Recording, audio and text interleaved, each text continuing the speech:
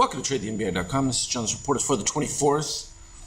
Well, and it began back over here when we had DOC spread. We were still seeing, some modest support, and most of it was because of the Fed. But as I was saying to you, it was just going to be a matter of time for the players to start unloading their positions, and we could see that even though we were at higher highs, we were still starting to break down. We didn't get to negative shakeout until right here.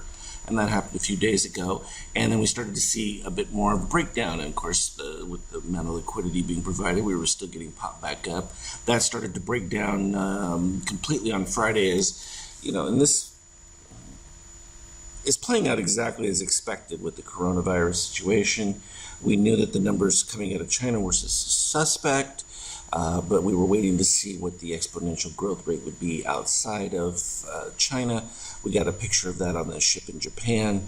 The fact that it spread to Italy so quickly and has shut down most of the northern Italy, which means that the Eurozone, which was already a disaster, is just going to really collapse completely.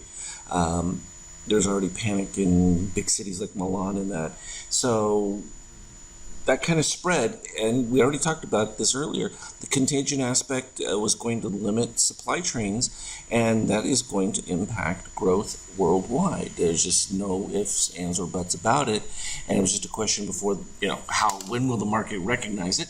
And we knew that, we were likely coming back to these dip areas from before, and we're super elevated, so there's plenty of space for this to go. But the real impact, for companies that have been importing from China for some time, this idea that you could have, this seamless supply lines without inventories has come across a pandemic.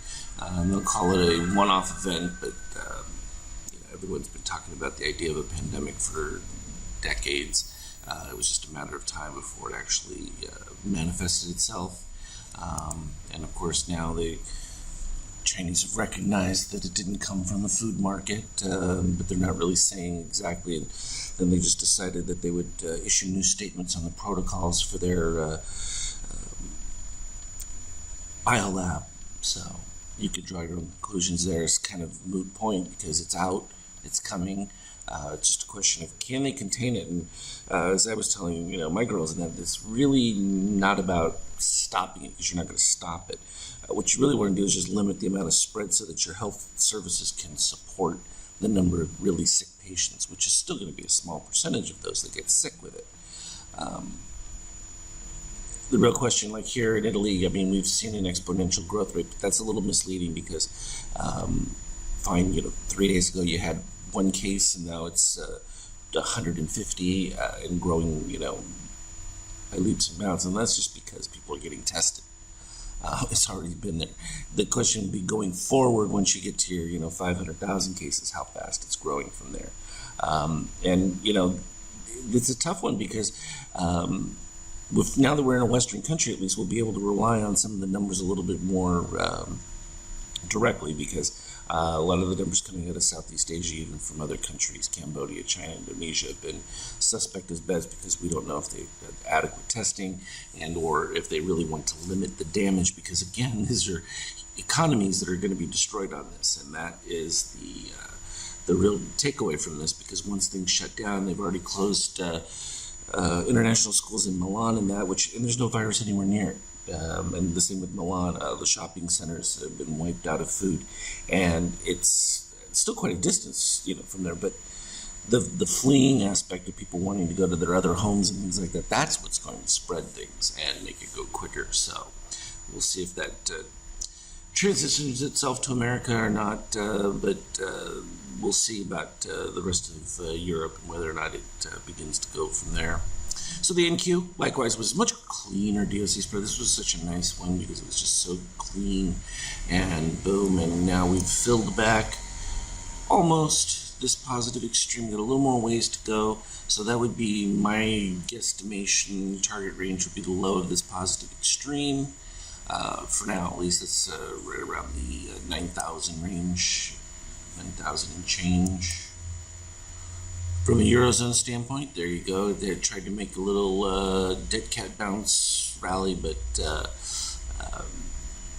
no question, if the economy of Europe is going to be suffering, one, from its trade with China, two, now from portions of Italy closing down, and how quickly that spreads, there's just going to be really a hard time for even central banks to keep floating the euro at its current stage. A lot of people were surprised by the rebound in oil, but like I said, if you're governments and things, you're going to want to try and get as much oil as you can and stockpile it just in case. So that is why you would see that kind of bounce. And we knew gold was going because nobody's going to trust the fact that they're going to try and print their way out of a global pandemic that's never been tried before. So we'll see how well that works. My guess is this is not. And there's the chart. So we started off Friday. It was beautiful. I mean, it was just weakness after weakness. We had a little early pump. Get some nice sells. We had the beautiful positive extremes that needed to get filled right to the algo level that we had already marked. And then boom, we broke down to the next algo level. No shock with that one. That was right in line with our expectation there. And then we kind of traded back and forth between the two algo lines. I mean, you can see it. It's literally, these have been here a while, and that's exactly what we traded right in between. We kept getting to the soft side and breaking down of them, particularly as more and more reports were coming through. Even though that was early, it's like, well, this is the whole point. The market tends to try and be early, and then everybody else gets out late. For days, we've known that this has been an sell signal, and it was just a matter of waiting for that freak out moment, which sort of happened here with the outbreak in Italy because it's a Western case. I mean, you've closed Carnivale.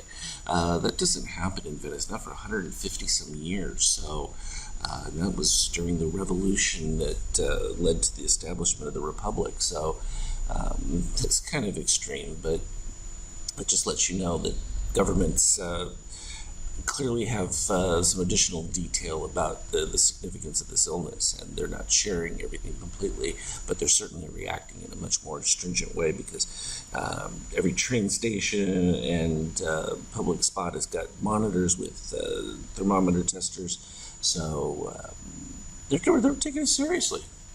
But the market has got to face some realities and depressed earnings. Now, bear that in mind. Okay, we're coming up to this 3277 area.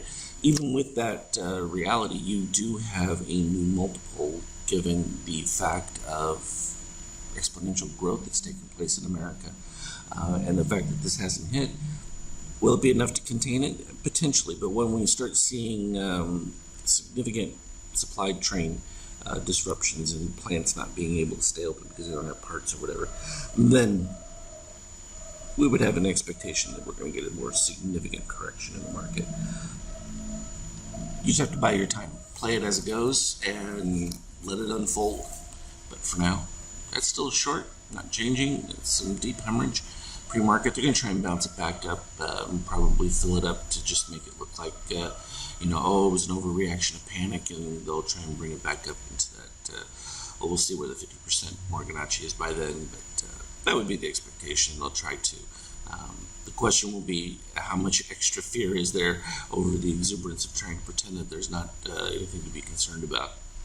So that's the big question in the battle that will take place. We're going to see it regardless on our DOC spread setups from there. As always, though, trade well. We'll talk again later.